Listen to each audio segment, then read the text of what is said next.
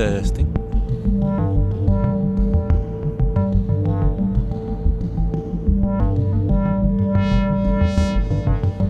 Getting ready.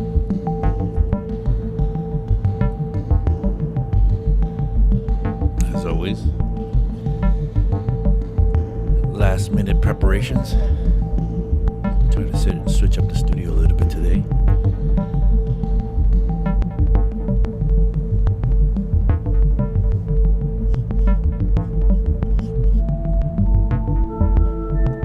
Seeing some people in the chat that I haven't seen before, which is great. I love that. Sounding functions from Vienna, my old stomping grounds. Spent a lot of time in Vienna.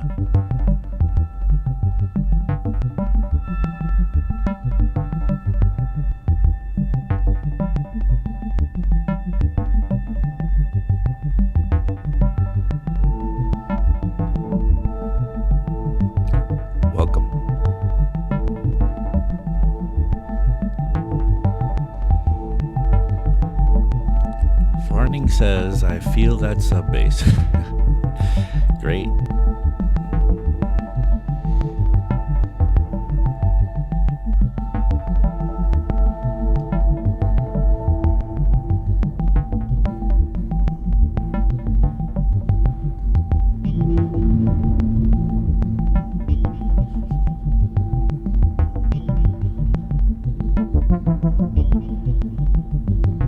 Oh man, lasagna. Simple Sam's having lasagna. I'm hungry now.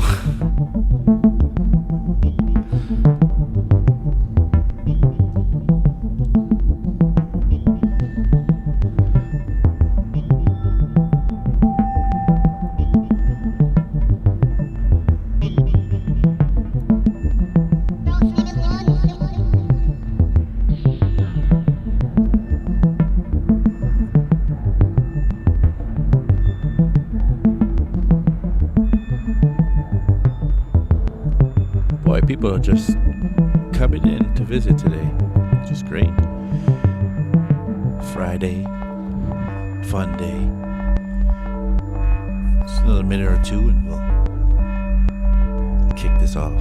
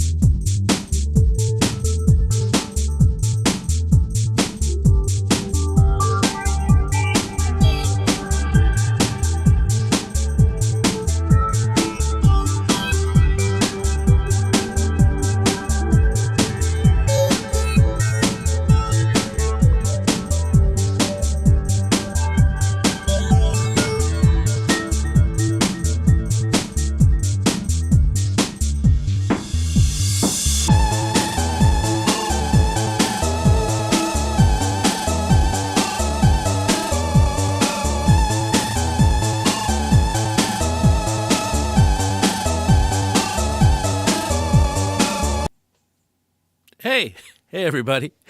Welcome back. It's Friday again, and I am Abe Duque every Friday and every other day as well. I am an instructor at 343 Labs and a presenter here at 343 TV. My show is called Production Basics. We do this every Friday at 1 p.m. Check us out on our website at 343labs.com. Come and look at our class schedule. We're a school. We have schools in New York and Berlin, and online, of course. We have classes starting all the time. But on the weekdays, or some weekdays, for Friday and maybe Saturday and sometimes Tuesday, we stream at 1 p.m. and we kind of bring to you what you might want to hear, and what you might want to talk about, and what you might want to learn about. My show is about production. We've been doing a lot of stuff in the box in the last few classes. And before I go on talking, I want to address the chat, because the chat has been very, very active. I've been watching it since before we started the Starting Soon page. And it's been pretty fun to watch things. So I need to mention some people, because I see new people in here, which is always very nice. Sounding Functions from Vienna. I spent a lot of time in Vienna. I actually married a Viennese girl. That's how much time I spent in Vienna, and was forced to learn German in order to get about. Yeah, welcome. Very happy to see you. Let's see. Farning is here. Hello. Shelly Johansson. All right. Let's see who else. Of course, Simple Sam is here. Alessandro Bratz. Audible Video. Chimp Champ. I love that name. Pavel is here, of course. Good to see you again. Let's see, who else have I not called out here? F-Stop. Min the Universe. Yeah, Min. I haven't seen Min. Was in my one of my classes, my mixing and mastering class, a few months ago at this point, and been wondering what Min's been up to. All right, everybody, it's great to see you all. It's great to be here with you. It's Friday, and I'm very, very happy. I've been trying to organize my studio lately, because the last few weeks we've been doing stuff in the box, but sometimes I like to go, Rafael Sarmento is here as well, and David Bradley. Just don't want to miss anybody. I've been doing stuff in the box in the last maybe 2 or 3 sessions, but I like to play with my gear, and I like to show off my gear sometimes and play, and maybe teach you things with the gear. So I've set up a new camera. I've got gear over here on this side, and let me kind of just get that going for you. Maybe talk a little bit about what's going on there. So I have to switch here to this other view. Let me move this mic around. And here I am. Okay, maybe I'll have to lean in a little bit more if you could see me. Hi. Okay, so basically I wanted to show you what's going on over here. I set up a little station over here where I'm setting up a new live set. I have been asked to play live again. I don't play live that often. I used to play live all the time. Actually, that was my life for some many years, just traveling around playing live sets everywhere.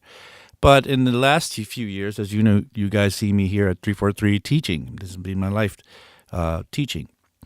So I don't get to go out and do parties or events too often. But City Fox, a place here in New York, or a group here in New York, asked me to do their live event. They have every year they have an event where they have just live shows going on. No DJs, just live shows all the way through. Lots of floor, like 3 or 4 floors, maybe more, maybe a 5th floor. And I've been asked to do a set, and I'm setting up here for that. Right now, I have the beginnings of a new patch for this rack here. I'm intending to take this rack. This rack comes and kind of folds together as a as a little suitcase. But then I have this rack as well, which I am intending to bring with me, and some other stuff like this guy and maybe that drum machine you see over there, and this TT303 here. So it should be a lot of work for me to set this up, but I intend to kind of work on it a little bit every day until March 5th. March 5th is the day where I will actually be doing this live set. So I just wanted to kind of show you how far I've gotten, which is not very far at all. I just decided, first of all, I had to decide how to configure the rack. So I had to go around putting new devices inside the rack, changing up, switching out some of the devices that I might want to try out. Like for this one, I wanted to bring this swarm oscillator with me, and so it took a day or two of just moving devices around or moving modules around and plugging them in. And then when I finally decided upon it, on everything, testing that everything was connected correctly inside, and turning it on and going for it. So now I'm working on this rack first, and this rack would be the main rack, I think, for this set. There's the main mixer here. This is a mixer. I have an expansion for it, so I have two more channels here, two more stereo channels. This will be my sequencer here. This is the Eloquencer sequencer. This will be running the sequences for everything. I have a couple of effects units. I have an reverb effect and a Black Hole DSP Erica Synths multi-effects unit. Let's see what else I have here. Some really nice modulation tools, some good LFOs and envelopes, and even sequences from this guy here. And I love this Black Octa source from Erica Synths. So that's what's down here. On the top here, I have all my oscillators. So as you know, I mean, we've discussed this in Eurorack before. I've done a little bit of Eurorack, and if you go back on our web, not our web, but our YouTube channel, you can watch some of the episodes I made with Eurorack. And in those episodes, I showed you how to patch, how to do basic patching with it. So if you remember, you need an oscillator to start with. So basically, I've just started with the oscillators, patched into filters, which we have here. So let's take one, for example. Let's take this first one. I have this channel here that's coming from, it's already patched into these filters here. So there's my level on it. And there's a filter. And on the other side of it, I think there's a second oscillator, which right now isn't sounding, and I don't know what happened, and I don't want to start troubleshooting right now, but that's one channel. And then on the second channel, I have this other one, and I try to keep myself, so I don't know if you could see with this camera, but I have these little colored stickers kind of corresponding to the devices. So if I look for a pink device, I should find the pink source, which is probably this one here, or actually this one here, this DPO. And then that gets patched in. And I try to keep the same color-coded cables going to each patch source. And that goes to this filter, which goes into this channel here. So I have those, and I have another one here. This is the FM one, I believe. And no, actually that's the other DPO. See, I got to get used to where everything is, because if not, I'm going to have a big problem as I'm playing live with this stuff. And then this one is the FM one. This one would be the Akimi's Castle, which I love. And what other one? And then the last, this black wavetable VCO. Plugged into the black wavetable filters.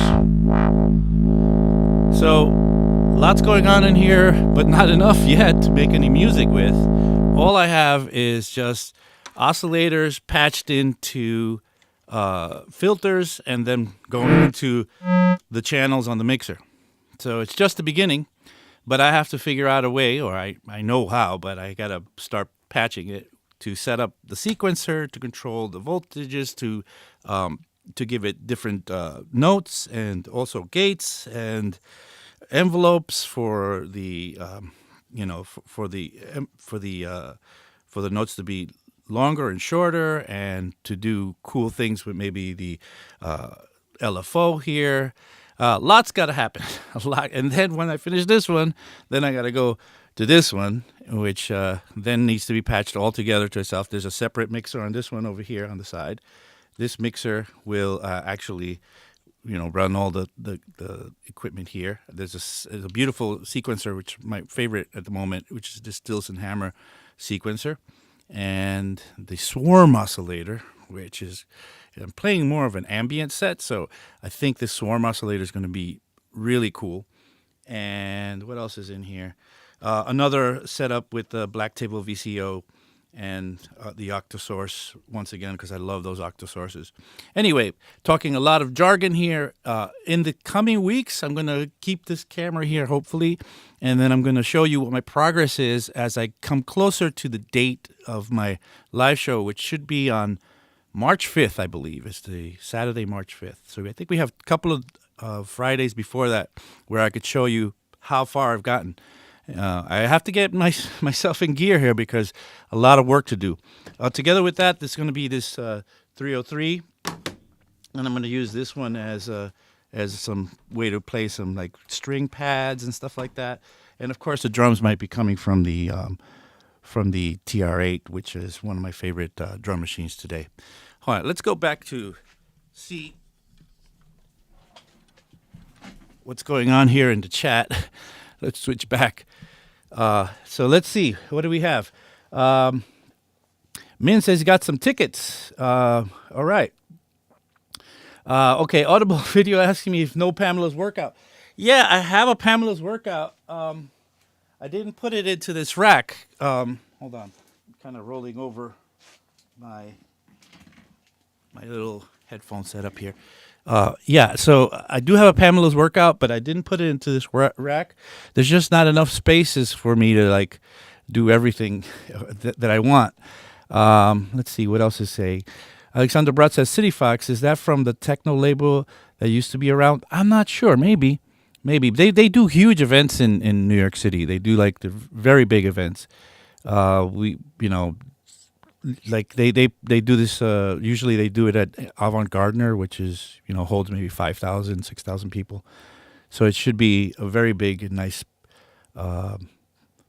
event to play at. Let's see, what else anybody's saying in here? City Fox, Brooklyn Mirage, Avant-Gardner, yeah, the biggest electronic venue in New York City. I had 3 to 5, yeah, all right. So yeah, Min, I'll see you there. I think Min is coming. Gonna get tickets. Let's see what else. Yeah. So, did I miss showing his cat? Oh, no, I didn't show my cat pics. I didn't. You know what? I didn't get cat pics. I didn't take pictures of my cat, but cat's doing well. I'll take pictures of him very soon.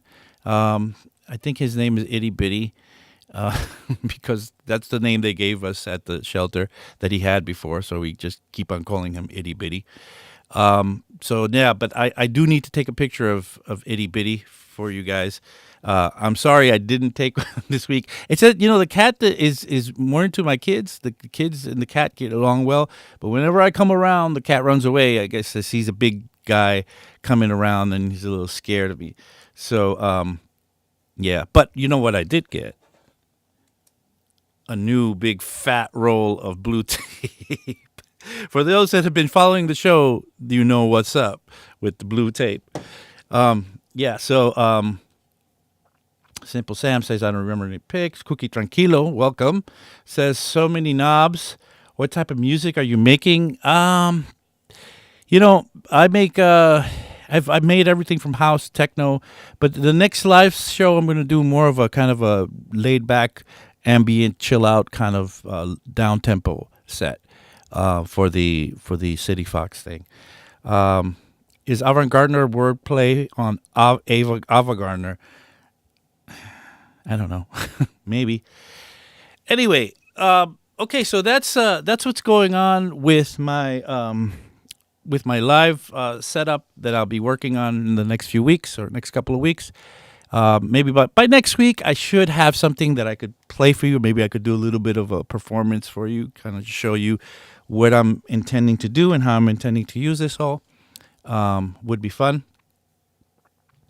Really, really cool. I'm all about dance music for sure, says Cookie Tranquilo. All right. Me too. Okay, so let's get to what I have for you today. So more gear. I've got more gear today. So today I wanted to talk a little bit about drum machines, and specifically, I wanted to talk about let's go to the overhead here. I wanted to talk about the TR-909 and maybe compare it a little bit to the TR-8. So if you've watched my show, you might have noticed that I often use this TR-8. I have it sitting around on the side. I use it to run stuff. I use it for tons of stuff, really.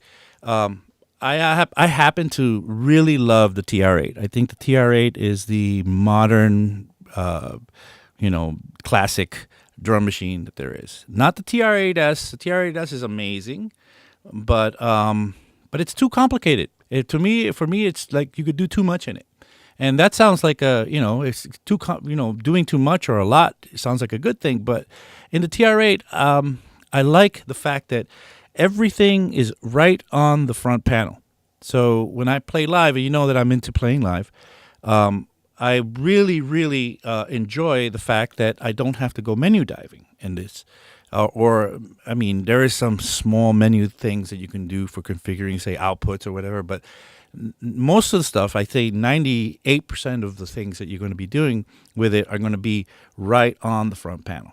There are, here's, all the drum sounds, the faders, the volumes for the drum sounds. And here are the parameters like compression, tuning, decay, things of that sort. And everything is there. It's all static. There is nothing else that you can or can't do to a sound that you can't get to by just touching the knobs, which is, to me, fantastic. I love the fact that I can do that. This is and because of that, because it's so simple, and other drum machines like the TR-8S came out, and even there's a new one after that that are more expensive and more full of functions. Because of that, this older one, this maybe like 5 or 6 years old at this point, is kind of cheap. It's kind of affordable. You could probably pick one up for a couple of $100, which for a fully functional drum machine is amazing to me. It's totally amazing. So there's my pitch on the TR-8 and why it's my favorite at the moment. But let's go to one of my favorite ones from yesteryear. Now, I have a couple that are maybe two that are my favorite. One is this one here, and the other one, its companion, the one that came a little bit before this, which was the TR-808, and this is the TR-909. Now, I have an 808 over there. I didn't know if I could fit all of this stuff in one. I wanted to maybe concentrate today on the TR-909. The TR-909, which, it's not often that I pull out one of these old drum machines and talk about them. I'm going to show you what it does. I'm going to show you how to program it. I'm going to make some beats with it, maybe record some stuff, and we'll keep going. So, Big Bill Bancroft is here. Hey, Bill. Cookie Tranquilo is asking, do you have any Yamaha RM1X? No, I do not. From Yamaha, I don't have much stuff from Yamaha if I think about it. I've had plenty of stuff through the years from Yamaha, but not much at the moment. I'm always kind of trading, selling and trading this stuff. Let's see. Analog is so much better, says Cookie Tranquilo. Well, that's debatable. If you know what I've said about this in the past, is that I love analog, but I also love computers. I think that for me, computers take over where analog leaves off. There are so many possibilities in computers that you will never find to be able to do in analog. So to me, they all if you can make great music, I don't care what you're using. You could be using a rock and a rubber band and a cat to make music with. It doesn't matter to me. Let's see. Simple Sab says, sometimes I think I need to try to get a secondhand TR-8, but then loading samples in the S seems so much better. Yes, you think so. You would think so. But, the TR-8 is cheap, first of all. And then the other thing is it's so handy because it has just the proven sounds of yesteryear. So why is this TR-909 so sought after still today? Why is it? It's because they got it right. The sounds in this thing just are perfection. It is the sound of house music and techno. It is really, it just describes a whole kind of electronic space in drums. And so the same can be said for the for the 808, or even other classic drum machines like the Linn drum, right? Or even at this point some of the Electron stuff. The TR8 has all the classic Roland drum machines in them. So it has the 909, it has the 808, it has the 707, 727, 606, and so on. And they're all built into this thing, and you could just switch the kits and just play with them. So it's all the proven drum machines in one spot with, a cheap price tag. So why not? Anyway, Cookie Tranquilo says it is an old drum Maxine in the first I ever tried. Machine. Okay, it's an old drum machine. Right. No, I don't have any Yamaha drum machines at this point. Maybe I should, again, I put a moratorium on buying more gear for a while because I just have too much of it. So I might not be buying anything. I might trade it for something else if I find something, because I'd be interested. I'm looking for, I want to have something I really want from Yamaha is a DX7. I don't have a DX7 right now. I don't think I've even ever had a DX7. So because of that, I'm searching for a DX7. Jacob Rotten says, what are your favorite soft synths, and is Serum one of them? Yes, Serum is one of them, and it is a very modern sounding synth that there is no counterpart for in analog. You can make sounds with Serum that you cannot make in the analog world, just because this is what I was talking about earlier, that with computers you could do things that you can't do easily in a analog synthesizer setup.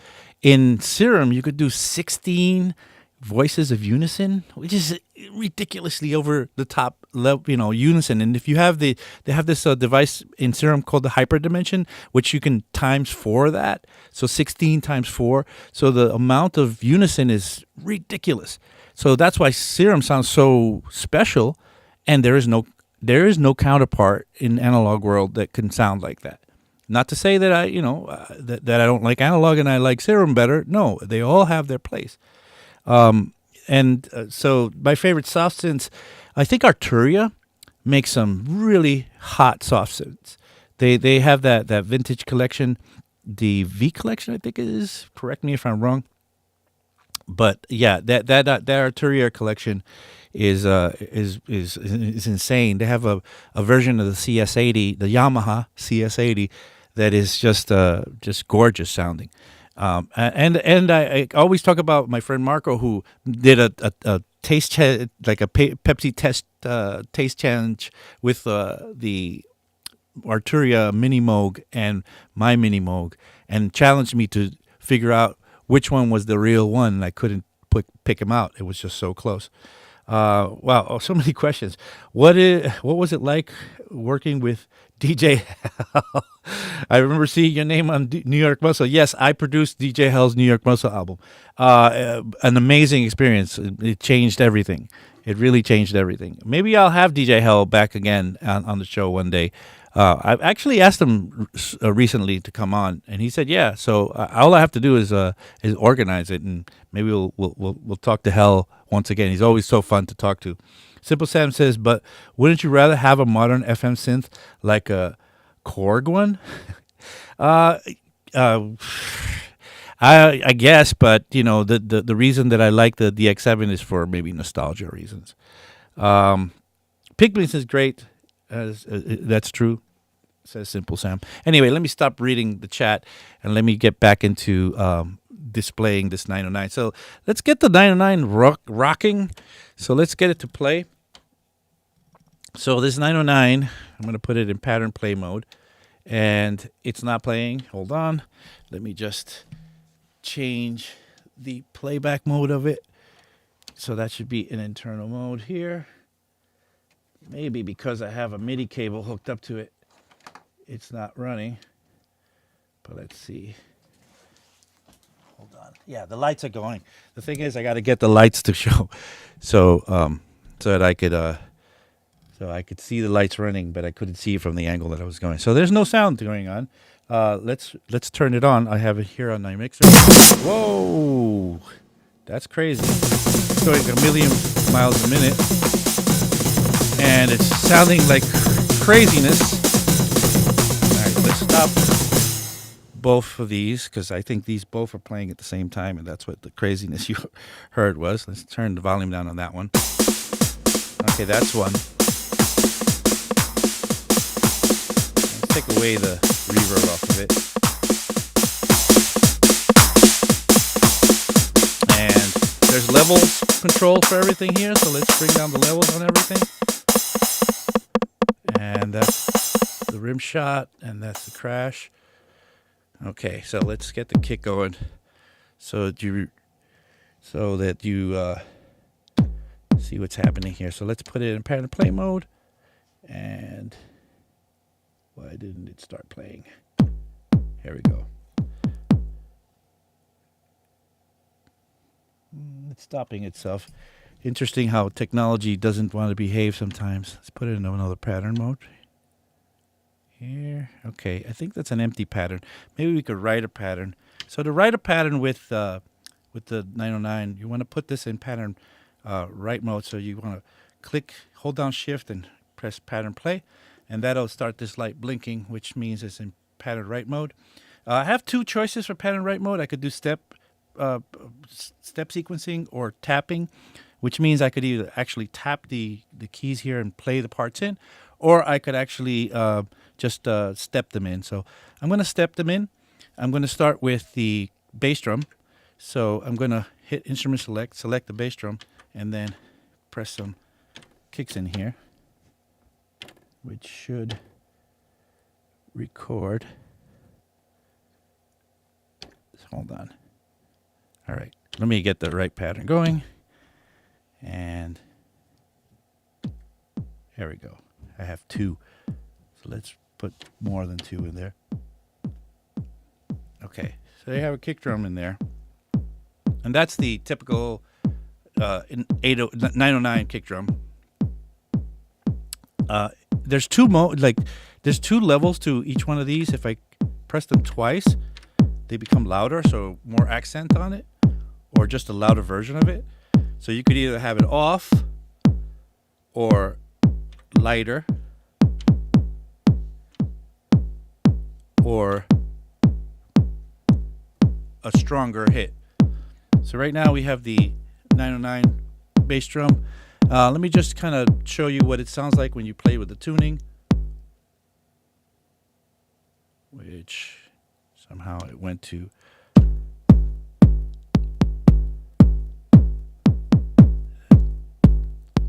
that's low tuning, high tuning, then the attack, the decay to shorten it and lengthen it. And let's write a snare. So let's go to it seems to be turning off and on and resetting itself. That's why I'm having trouble with it, but I think I got the hang of it. So let's select the snare drum, and let's write some snare parts in there. Actually, it seems like there's some snare parts written in this already. Let's clear them. So hold on clear. It'll clear them as it plays through, and then I'll just be able to play some notes in there. And again, I'm stepping in the notes. These are 16th notes here, and I'm able to just get those notes where I want them to be. Let's lower that a little bit, or let's play with the parameters here. Here's the level, of course. Tuning. Oh, tuning is up here, sorry. I hit the tone instead of tuning. And there's something called snappy,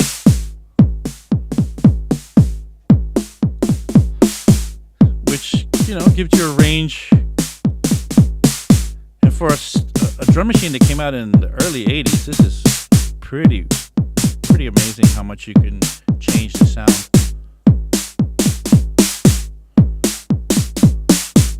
All right, let's do some hi-hats, but let's switch to a tap record mode. Let's go to tap record, And in this case now, every every one of these keys corresponds to a actual sound on the drum machine. So start playing that, and I wanted to have it in tab record mode.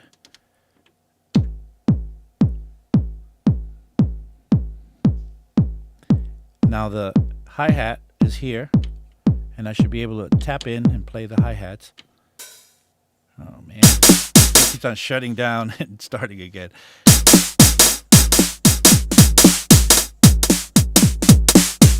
All right, I'm gonna clear that. So I cleared the bass drum. Wow, this thing is just not behaving. Plan for great things and things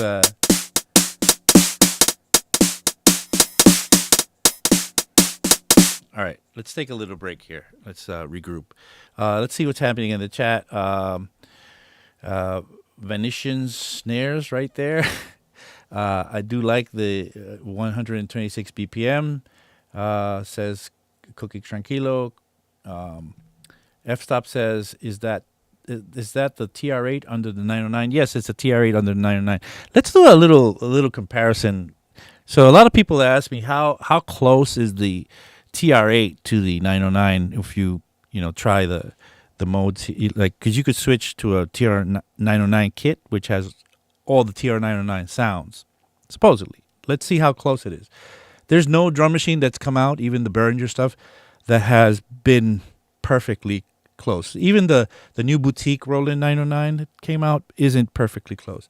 So let's put it in pattern mode, and let's just play. Get that snare out of there. Let's just program a kick drum. So let's get that kick drum in there. Okay, so that's the 909 kick drum straight from the 909. And now let's get a kick drum coming from the TR8 that, let's turn that off. Somehow it ran by itself. I guess because it's midified with it. And the bass drum is there. My TR8 is here. And volume. Whoa. You take out the reverb though. So this is what they say the TR8 909 should sound like. So this is the TR8 909. And let's go and compare it to the difference between this and this. And immediately you hear that it's not exactly the same. I think there's a little more of a mid punch on it that you don't have in the TR8. TR8 seems to be a little bassier and high-endier. Let's switch out again. This is the TR8. And let's see if we can make it punchy by, I don't know, compressing it a bit, tuning it differently. Even tuning it up doesn't give you the same level of solid. Let's compare that again. Yeah, there's some solidness going on there. Let's tune it down. This is the 909 tuned down. Let's try that TR8 tune down. Close. Let's go back. But definitely not the same. So decay on the 909 sounds like this. And decay on the 808. On the TR8 sounds like that. So it's okay. It's not necessarily bad. It's a pretty good kick drum, but it's definitely not that, that 909 kick drum. I'll switch out again to show you. Yeah, that's solid. It's just there's a kind of put togetherness to that 909 kick drum that it's just amazing. So let's try the snare. Let's do the snare. Let's write a snare part on the TR8. So let's write the same part. Let's just do straight up snares like this. Let's just do that. And let's get the same thing going on the 909. Just bring that down. So that's the snare on the 909. And then let's switch out and give you the snare on the TR-8. It's close, very close. I mean, the parameters can be tweaked a little bit. You could add a little compression on it. And it does have a little more body than the kick does compared to like what the comparison was between the 909 kick and the TR-8 kick. Let's switch out again.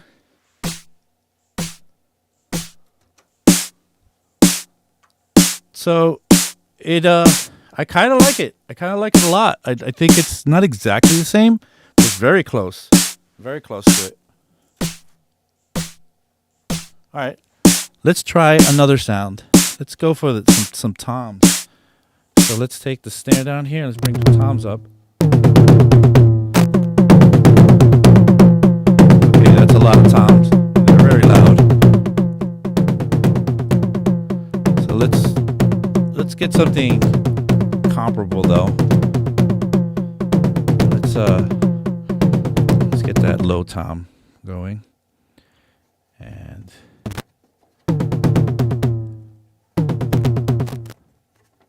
so it's just going to be the low tom and pattern play mode.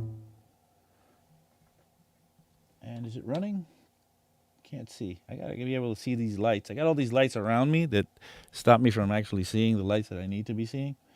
But I think we're good. And I think if we start to maybe, yeah, I went into track play mode. It keeps on resetting itself, which is really annoying for me.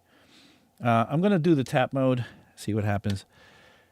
And maybe play some of those low. Oh, let's do it one more time. This thing really does keep on restarting on me, which is very annoying. So, tap mode. Okay. So, shift should get me into. Okay. Okay, now I should be able to. Look, it's starting up by itself. It has a mind of its own. All right, I'm going to take away the MIDI control. Maybe the MIDI is trying to get it to start by itself, and it's bugging it out. So let's try that again. Okay, I think it's running now. And I should be able to program the low tom. So let's see, I'm in step mode. Let's switch tap mode and play some low tom. Yeah, there we go. Okay, now let's do the same thing in the TR-8 and do low tom. Same thing that I find is that, so I can go into a play mode here where I can play the low tom. So there we go. So that's the low tom from the TR-8, and this is the low tom from the 909. Let's try to tune them comparably. Yeah, even tuning them, it's a little different. It's not exactly the same, but close. And what I find with all these things is that the TR-8 stuff tends to have a little more low end and high end, and the 909 has the low end and high end, but has a lot more punch in it in the middle. So let's try the one. I think the one dead giveaway would be for this one would be the clap. The clap is the one that nobody can get, that nobody can kind of reproduce. So let me turn down the mid tom here. I mean the low tom, and let's get that clap playing. So that's that 909 clap, straight up from the 909. And let's go to the TR-8 and write a clap in there. So let's turn down that and get that hand clap going. clap? Here it is. Okay. And you can't tune the clap on the 909. You could tune it, though, on the TR8. But that's the clap on the TR8. And here's the clap on the 909. Close. Very close, I would say. Switch out again. Let's tune it up a little bit to kind of match that. And go back. Still, like, it's still the same issue, though. Like, I feel like there's more mid punch in the 909 than in the TR8.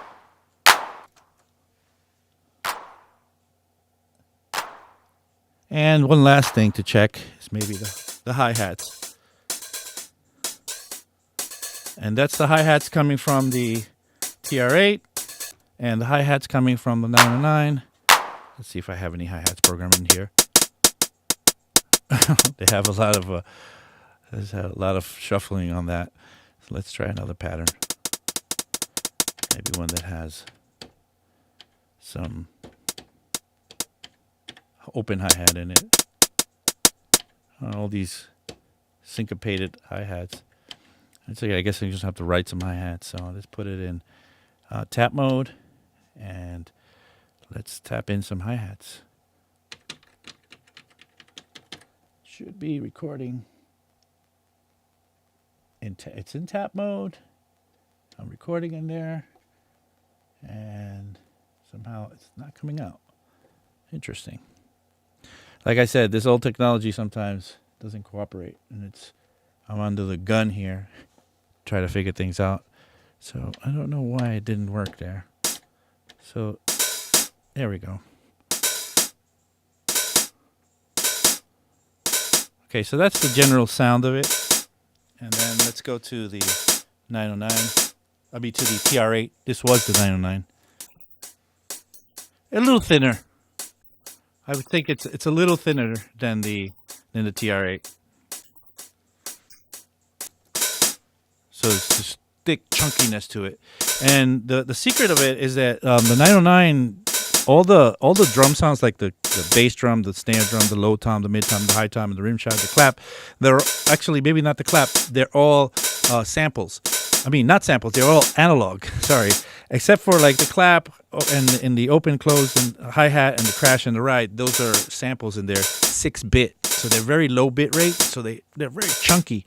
It's amazing how chunky they are. And they're, makes them for some pretty cool thickness and cutting through. Like 909 hi-hats, you never really have to play with them in a mix. When you have them recorded in the mix, they just work. They don't it doesn't require too much tweaking on the mixer or on your with effects to try to cut it through the mix. Anyway, let's see. Let me see what's going on. Michael Black saying a bunch of stuff in the chat. Can't use MIDI with the TR-808. No, you cannot unless you have it midified.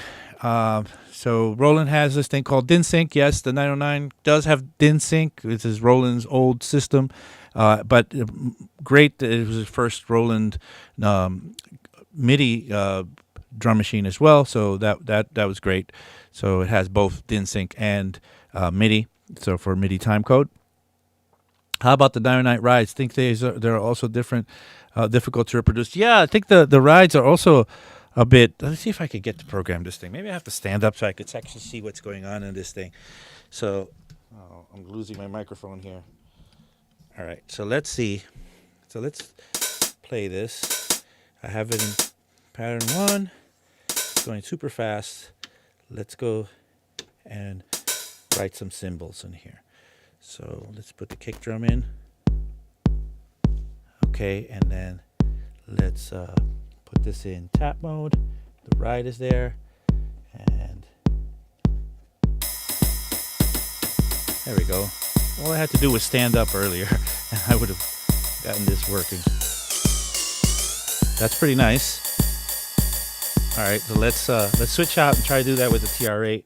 So TR-8, Let's get those out of there. Get the kick drum back in here. Again, the kick drum in the QRA has a lot more low end, like subby stuff. Now let's get the ride.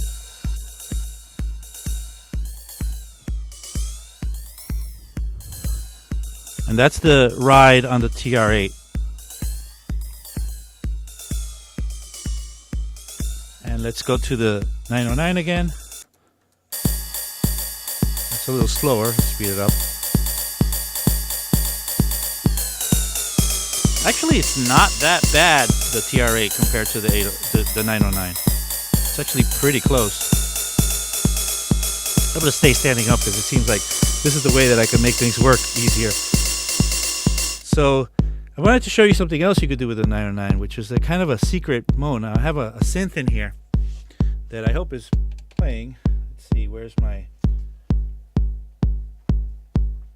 For some reason I'm only getting sound from one side of my headphones. I hope it's not that we lost a channel, but it looks like we did for some reason, which is not good. Not good for us.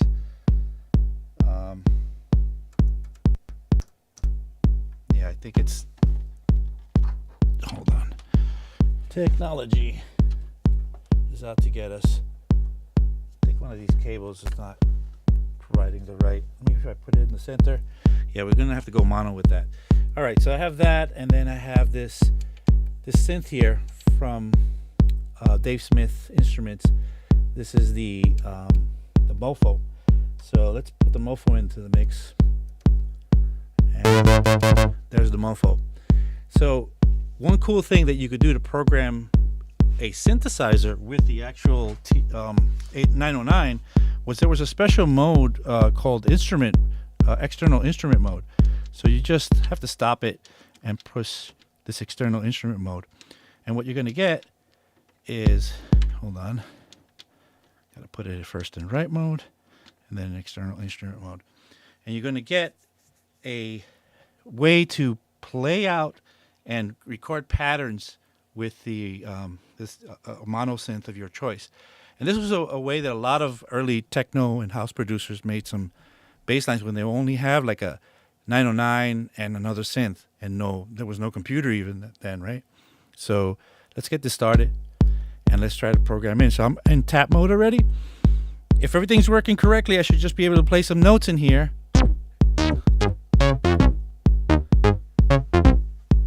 Very nice. Let's add some effect to that.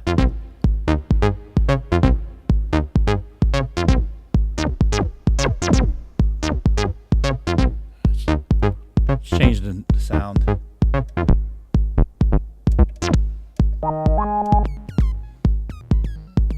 That's interesting. See what the cutoff does on this one. And if you don't like what you got, you could hit clear. And I should be able to actually have to do that in step mode. So if I hold down clear and like hold down all these steps, they should start to clear as they pass through the steps. Okay, now I can play another part. I'll start low.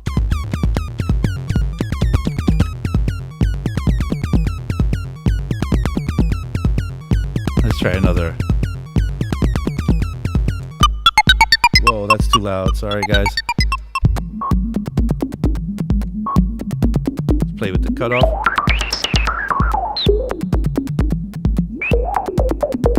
Right, it does sound like Green Velvet. I'm sure Green Velvet did some of this type of programming.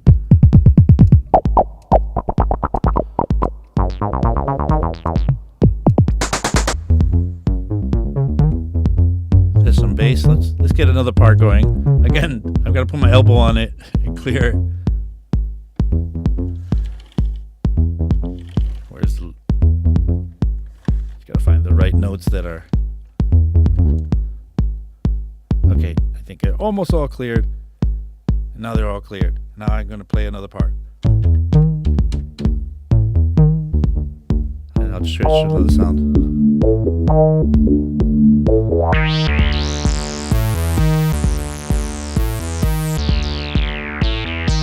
Let's put some other parts in there. Let's get out of external mode. Let's get out of external mode and just record regular mode. Let's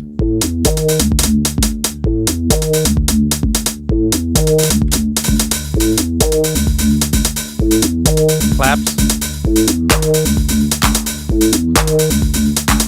Maybe some snares now.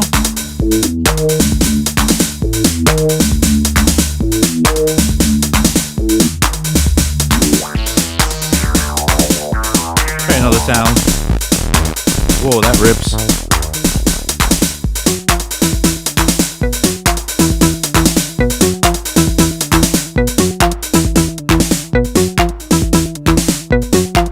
I don't want to blow everybody out of the water here with the level.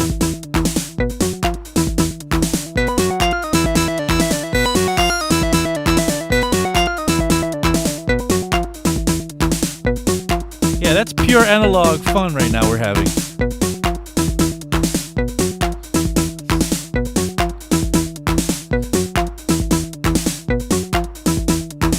Alright, I don't even want to stop it, but let's stop it for a second and talk. So yeah, that's a lot of analog fun. So it took me a while to get the hang of it. It was some problem with this thing. It kept on restarting in the beginning, so I was a little shaky with it. But I finally got it working right for us. So yeah, this thing is, I think I'll never part with this thing. I think I'll pass this on to my kids. I've had it since like I think early 90s, mid 90s, maybe 95 or so. I got it, and yeah, I won't part with this. 909 is very impressive, says Cookie Tranquilo, and yes, it is. It does, it just does what it needs to do. It plays the right sounds, and it just programs it correctly. You could also play it through MIDI. You could hook it up on, to the computer even, and I could program it through the computer. Like I could take the notes and play it like a module. It doesn't have to, even sync. I think that's an amazing way to also write patterns and work with the 909. So yeah, but the TR8 isn't a slouch either. So the TR8 here is really my favorite at the moment because of the price. I mean, you're talking about this. You can probably, if you hunt around for it, you could probably get it for like $200 or so. This is not bad compared to how much you have to pay for this other guy. The 909, you have to pay like, I don't know, thousands at this point. Really, literally thousands of bucks for this drum machine. And it's nice to have, but I don't think I would, if I didn't have one, I don't think I would put all that money in one place at one time to say that I have a 909. I feel lucky to have one, but it's a little prohibitive, the price. I think we're looking at sometimes $7,000-$8,000 for one of these things, when you could have this for a couple of hundred, and it's pretty close. And not only does it have the 909 sounds, but you also have the 808 sounds and the 707 sounds and the 606 sounds, and this is a big deal because for $200 or $300 maybe tops, you can walk away with all of it. Yeah, you say that the TR8S is very powerful. Yes, you can do a lot of things with that thing. You can put any sound that you want in it, but it's a lot of menu diving, and it isn't very what you see is what you get. And I love what you see is what you get situations. Audible Video says saw $250 for the TR8 on eBay just today. Yeah, it is pretty affordable for what it is. I don't like the green colors that Roland used in this scheme, and this it's kind of, they had a bunch of releases at the same time about 6 or 7 years ago. They had the green stuff. I don't really like it, but the functionality is great. Anyway, you're watching 343 TV. My name is Abe Duque. I'm an instructor at 343 Labs. We, spend time fooling around here during these streams, but we also have classes where we teach you how to do all sorts of things, from learning a DAW to mixing and mastering, sound design, composition. Please visit our website at 343labs.com and check out what we got going on. Oh, I forgot to mention today's giveaway. We have a giveaway for the week. We have every week a giveaway that's given away on John Selway's show. Today's giveaway is 200 Ableton bucks. That means that you can go ahead and use it towards anything to pay towards Ableton. You know, whether it be towards the actual Ableton software or packs or whatever. There's 200 Ableton bucks or voucher for $200 in Ableton. So please look in the chat. At the beginning of the chat, you can see the link, and maybe if some of my friends at 343 can drop the link again, that would be great. But the chat has the link somewhere. I saw it earlier for signing up for the 200 Ableton bucks. So sign up for it, and tomorrow during John Selway show, we will show you what who won. We will tell you who won. Yeah, Min says great episode, Abe. Thanks. I had a little trouble though, I must say, with the 909 restarting and me not being able to see where the lights were going because of all the lights that I got going on here. But we got it going finally, and we managed to also do the head-to-head comparison between the sound of the 909 and the sound of the TR8, which it's not exact, but rather close, I would say. And you also get an 808, and you also get a 707 and a 606 with it, and a 727 as well with it. So you can't really ask for more for 250. I guess somebody said they saw it for. Nobody likes the green color. Amber would have been much better. Yes, I agree. Too many lights flashing in my eyes. Yeah, you're right. This thing is very loud when it comes to the lights. You could actually tone it down. There's a setting in the TR8 where you could move down the intensity of the lights. But I agree. That was my least favorite part of the whole thing. But I tell you, if you come to my show on March 5th at City Fox, you'll see me rocking this TR8. I won't bring this to the show, that's for sure. I stopped bringing my classic stuff out to parties and venues because you never know who comes over and goes, oh, look at this, and drops a beer on it. Yeah, and then they walk away, and who's going to pay for it? The promoter? I don't think so.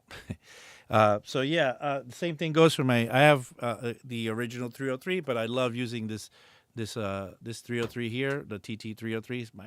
I have to do maybe a head-to-head comparison between this 303 and the original 303 because I think this one blows away the original, and it's much cheaper than the original, maybe a tenth of the price of the original. Martin Crocker says, "Hey, are they going to watch from the start?" Yes, maybe you should. But I was a little shaky getting going here. Anyway, I think we've run out of time for today. Thank you once again for visiting with me, and we'll continue playing around with some gear next week. I will show you the development of my live set and how it goes. You know, you saw today. Let me go back to that live set cam that I have here. Where's my live set cam? Is it still going? Yeah, there's my live set cam. Right now, just a few patches are in there, but by next week, I should have a fully functional. If I do everything correctly, I should have a fully functional live set going by next week, and then training and playing out and deciding what I'm going to be doing during the show, during my live show at City Fox. Anyway, thanks again. My name is Abe Duque. Be sure to tune into tomorrow's show where John Selway will tell you everything he knows about techno and electro on John Selway's Techno/Electro Saturdays. With that, my name is Abe Duque, and let me say goodbye.